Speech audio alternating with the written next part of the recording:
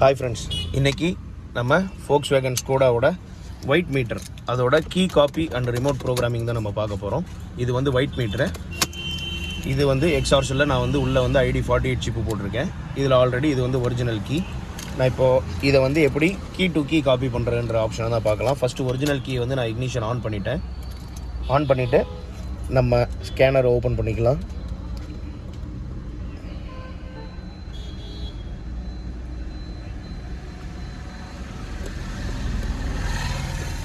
இமோபிளைசரில் போயிட்டு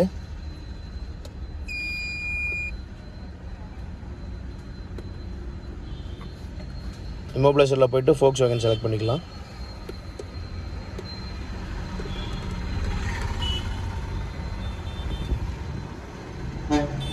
Volkswagenல போயிட்டு expert selection போயிட்டு இமோ 4 கேன். இதில் வந்து நம்மளோடது இதுக்குள்ளே வந்து எந்த ஆப்ஷன் வந்து நம்மளுக்கு செலக்ட் பண்ணணும் அப்படின்றது தெரியல அப்படின்னா, ஆக்சுவலாக இது வந்து NEX35XX ஓடது. நான் என்ன பண்ணுறேன், ஆட்டோ டிடெக்ட் கொடுத்துட்றேன். ஆட்டோ டிடெக்ட் கொடுத்துட்டா வந்து நம்ம சிஸ்டம் வந்து ஆட்டோமேட்டிக்காக அதுவே ஐடென்டிஃபை பண்ணிடும் ப்ரோட்டோகால் டைப்பை.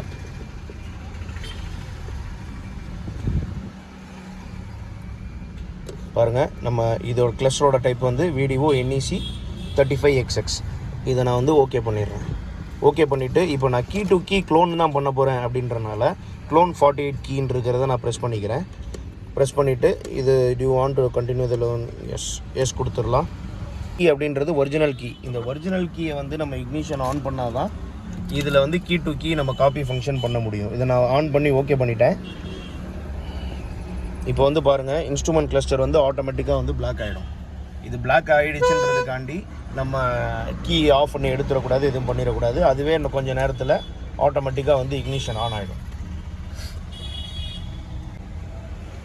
பாருங்கள், நம்ம இக்னிஷன் வந்து ஆட்டோமேட்டிக்காக ஆன் ஆகிடுச்சு. பெர்ஃபார்மிங் கீ க்ளோனிங் ஆப்ஷன் சொல்லி வர ஆரம்பிச்சிருச்சு. இந்த B8F1 5B47 வந்து ஆல்ரெடி நம்ம ஒர்க்கிங் கீயோட ஐடி நம்பர். இதை ஓகே கொடுத்துடலாம். Performing key cloning, please wait. இப்போ இந்த டைமில் என்ன பண்ணிடலாம், நம்ம எடுத்து வச்சுருக்கிற blank ID48 இதை வந்து ஆல்ரெடி நான் இதுக்குள்ளே போட்டிருக்கேன். இதை வந்து நான் உள்ளே ப்ளேஸ் பண்ணிடுறேன். Plus okay. பாருங்கள், நம்ம ப்ரோக்ராமரோட கனெக்ட் ஆக ஆரம்பிச்சிருச்சு.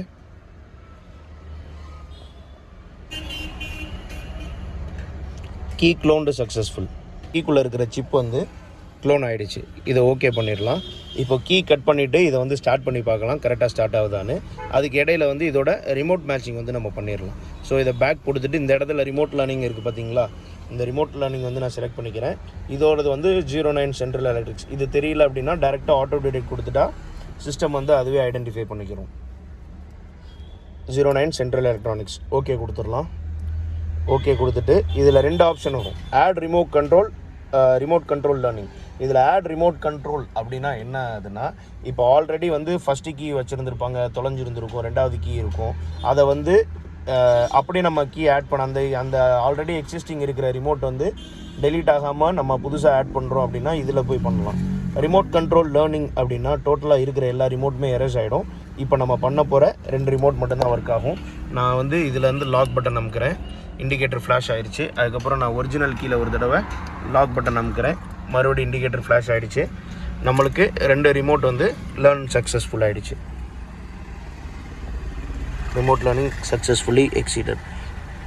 இதுக்கு கீ கட் பண்ணிவிட்டு இப்போ நம்ம வந்து டைரெக்டாக வந்து ஸ்டார்ட் பண்ணி பார்க்கலாம்.